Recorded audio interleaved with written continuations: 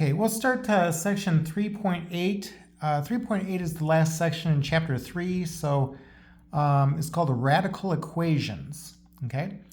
Now we just got done working with rational equations. A rational number is just kind of fancy words for a fraction. So a rational equation would be fancy words for an equation involving fraction, like fractional form. Okay.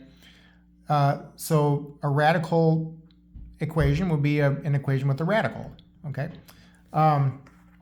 Let's take a look at this first example here. So we got 5 plus the square root of x plus 7 equals x. Solve for x. Okay, so what you want to do first, whenever you have a radical equation, is you want to get the radical expression all alone. Okay, so let's go ahead and subtract 5 from both sides. And then, now to get rid of the square root sign, I'm going to go ahead and square both sides. Okay, the square root of x plus 7 squared would be just x plus 7. And I got x minus 5 squared on the right. X minus 5 squared, that's the same thing as x minus 5 times another x minus 5. And when I FOIL that out, I'll get x squared minus 10x plus 25. Okay, let me get everything onto one side there. So I got x squared, and if I subtract x, negative 10x minus x is negative 11x. 25 minus 7 is 18. That's all equal to 0. Okay, and I end up forming a quadratic equation there. And this one will factor. It's going to be x minus 9 times x minus 2. So if I quick check that, x times x squared. Negative 2x minus 9x is negative 11x. And negative 9 times negative 2, that's 18. Okay, and then let me go ahead and set each of those equal to 0. X minus 9 equals 0 means that x is 9, and x minus 2 equals 0 means that x is 2. So then the next thing is I have to check those answers. Okay, because so a radical equation is another kind of equation where you can have extraneous solutions. Just like a rational equation, in the last section where we're checking our answers. Okay, so at this point, 9 and 2 may or may not be the right answers. I don't know. I'll have to check that. So now, and by the way, there's only 3 equations in all of algebra where you have to check your answers. Okay, they are a rational equation, what we saw in the last section, a radical equation, what we're talking about now, and then a logarithmic equation, which is in the next chapter. Okay, we'll do things with logarithmic equations a lot in that chapter. Okay, so let's check these. If x is 2, and I plug that into the original equation there, 2 plus 7 is 9. The square root of 9 is 3. 5 plus 3 is 8. And I'm saying that 8 equals 2. That's not true. 8 is not equal to 2, right? So because I'm not getting a true statement there, or the same number on both sides, I would cross off 2. 2 would be an extraneous solution. Okay, and now I want to know if 9 is going to work out. Well, same deal. I plug that number into the original equation and see if I get the same result on both sides. 9 plus 7 is 16. The square root of 16 is 4. And 5 plus 4 is 9. X is 9. Also, 9 equals 9. That's a true statement. Right? So I'd circled 9. And looks like 9 is the right answer. 2 is an extraneous answer. Okay. Now, just like what I mentioned with rational equations, like I have no idea at the beginning, if I'm going to, keep so many numbers or lose so many numbers or what, and unless I check those. Okay, so you got to make sure that you're checking your answers here. The students sometimes don't do that. Okay, let's try another example. So here I've got a double radical equation. Okay, the square root of 3x plus 1 minus the square root of x plus 4 equals 1. Okay, there's 2 square root signs. Okay, now the best way to solve is to get one of the radicals all alone and then square both sides. And then later on in the process, you'll square both sides again to get rid of the second radical. That's the best way to solve. Okay, so I'm going to get the square root of 3x plus 1 all alone, and I'll add the square root of x plus 4 to both sides. Okay, and then we want to get rid of this radical, so we'll square both sides. The square root of 3x plus 1 squared is just 3x plus 1. And then I have 1 plus the square root of x plus 4 squared on the right. And that means I've got 2 of them. Okay, now what I cannot do is I can't bring the power of 2 into these 2 terms and call it 1 plus x plus 4. Some students do that. Don't do that. Okay, I have 1 plus the square root of x plus 4 times another 1 plus the square root of x plus 4, and so I'll need to FOIL that out. Okay, and I'm doing that on the next line. So 1 times 1 is 1. You got the square root of x plus 4 times the square root of x plus 4, that'd be 2 times the square root of x plus 4. And then plus the square root of x plus 4 times the square root of x plus 4, that'd be the square root of x plus 4 squared, or just x plus 4.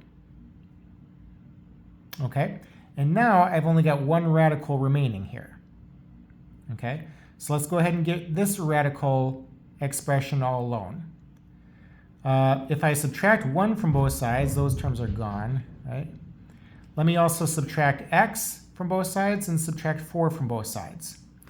So 3x minus x, that's 2x. And then minus 4, okay, that's equal to 2 times the square root of x plus 4.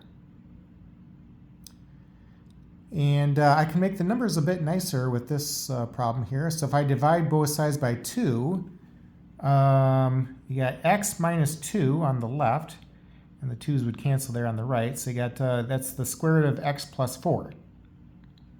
Okay, now what's going to happen next is, so the next thing is I want to go ahead and square both sides again, right? Because I want to get rid of this remaining radical.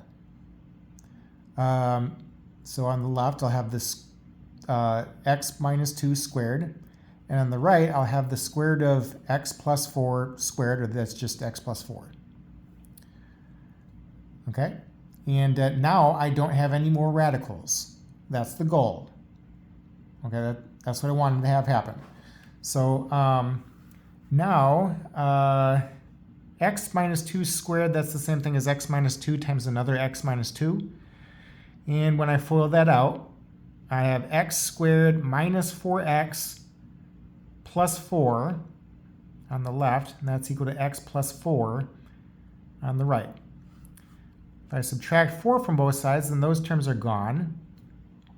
Also, if I subtract x from both sides, just to get all the terms on the left, I have x squared minus 5x equals 0. Okay, and that would be a quadratic equation. Now this quadratic is lacking a plus c term. That's okay. A, b, and c can be any numbers. Just a can't be 0, right? So knowing that it's a quadratic means that, of course, the first thing I think of is, is factoring. Okay, x is in common to these 2 terms, so let's go ahead and factor an x out. And we've got x times x minus 5 equals 0. So that means that x equals 0 or x equals 5. Those are the 2 possible answers. Okay, I have to check those. So let's go ahead and check those. Let me try 0 first. So if x is 0, I would get the square root of 1, that's 1, minus the square root of 4, that's 2. 1 minus 2 is negative 1. And I'd be saying that negative 1 equals positive 1. That's not true, right? Negative 1 does not equal positive 1, so I'd throw away 0. 0 would be an extraneous solution. Okay. Now I want to know, is 5 going to work out?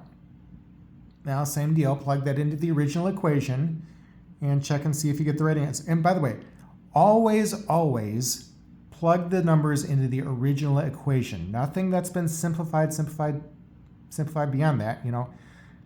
Like if I were to plug 0 in right here, in this line, negative 2 squared is 4, and 0 plus 4 is 4. 4 equals 4, that's true. Right? But this was not my original equation. This was the original equation.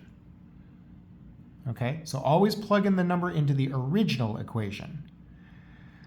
If x is 5, we have 3 times 5 is 15, plus 1 is 16, and the square root of 16 is 4. Minus the square root of 9 is 3. 4 minus 3 is 1. And I have 1 on the right. 1 equals 1, that's true.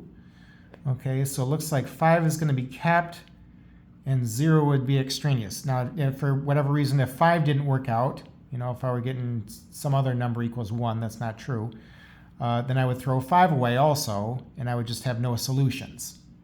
Okay? So again, be sure that you're checking your answers here. Now, I will sometimes see this.